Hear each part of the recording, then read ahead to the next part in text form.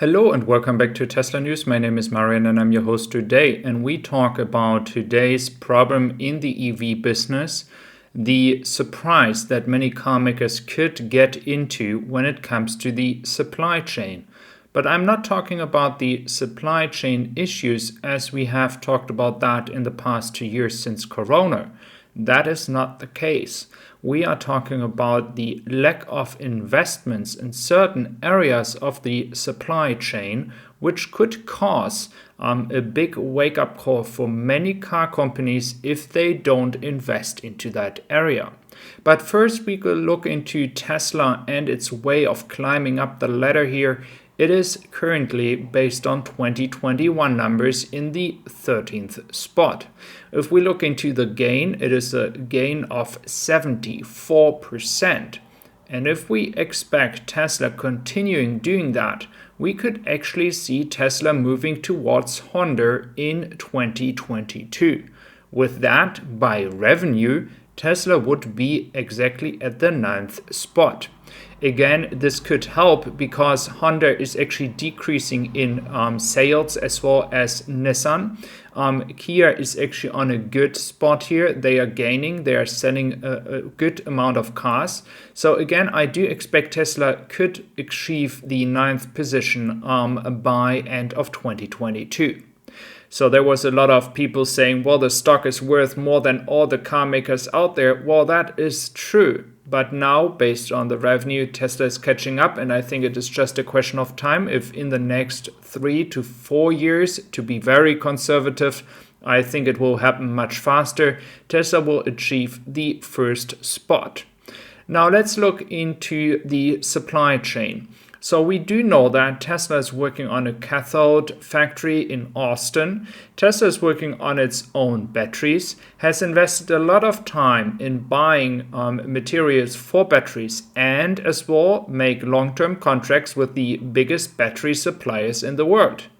This is all good to know, but nevertheless, based on Battery Materials Review, which has made a detailed review about that topic, the investments into EV production itself is not the issue, but there is more investment into the production of EVs than investments into batteries or raw materials.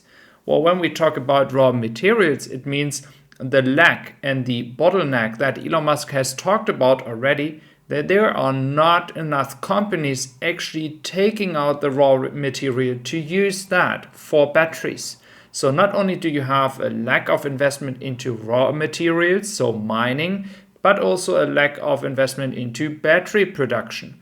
And the EV production itself is increasing. That is a good sign. But at some point, there is going to be a lack of batteries and raw materials because the capacity of car makers, not only Tesla, but as well others, will increase, but then they don't get enough batteries. So that is the issue here. But I'm not saying Tesla has an issue. They have seen that already for a long time.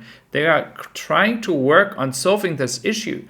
And if you remember, JB Straubel has been talking about that in an interview half a year ago. He said he is surprised that car makers are not seeing that yet. If we are looking into the capacity that is currently available when it comes to capital and the capital required, we see that when it comes to graphite, when it comes to lithium, when it comes to nickel, there is a big discrepancy, a lot of difference between the capital needed and the capital that is actually already invested. So this is a major issue. And I do believe that if companies are not seeing that, or if they are not working towards it, they could really see a shocking moment that many people are willing to buy an EV, but not everybody will be able to deliver. And this is the case right now, but the cause for that is a totally different one. We have Corona, we have an increase of production in EVs, but it's not increasing as fast as the demand is, and it is new products. But, and here's the point, what I'm talking here about is the issue that we are facing in 2 or 3 years. So that is the next struggle that car makers will go into. And if they are not prepared for that, this could be devastating. Please let me know what you think about that, because I believe it is a big, big issue that investments are lacking and car makers are not working on finding a solution here. Tesla is trying to do that. I'm not saying that Tesla is ready yet, but they're at least trying.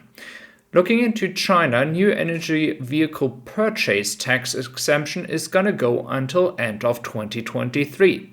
This is going to help the entire EV market to gain even more demand.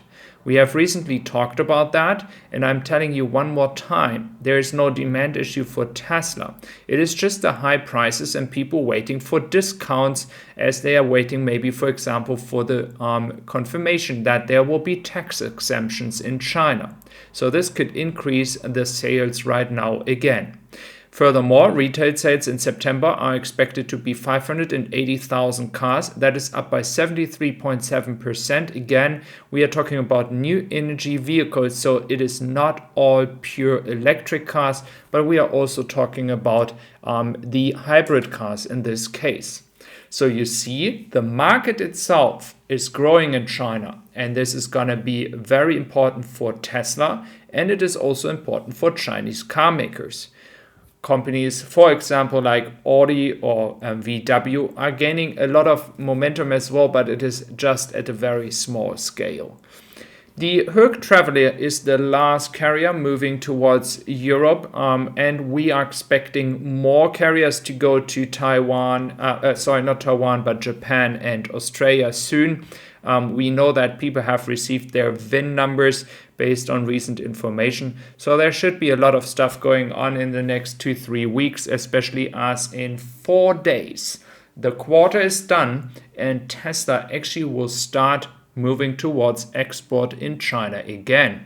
And now this quarter for Europe, it's finally going to be the case that there is no disruptions, no uncertainty, no rebuild in the production. It is just pure production and deliveries, and that is going to be very exciting. I expect 12 carriers and more for Q4. So let's see what Tesla can manage to do in Q4 to bring you your Tesla. Of course, not only from China, but as well from Giga Berlin. And this is going to be very important because many people are waiting for Model Y performance, but as well a Model Y long range from Germany. So thank you very much for being here today. I really appreciate your time. If you're new to my channel, do consider subscribing. I would appreciate that as well. And I wish you a wonderful day, and I would be glad to have you back here on my channel by tomorrow at the same time. Thank you very much. Take care. Bye bye.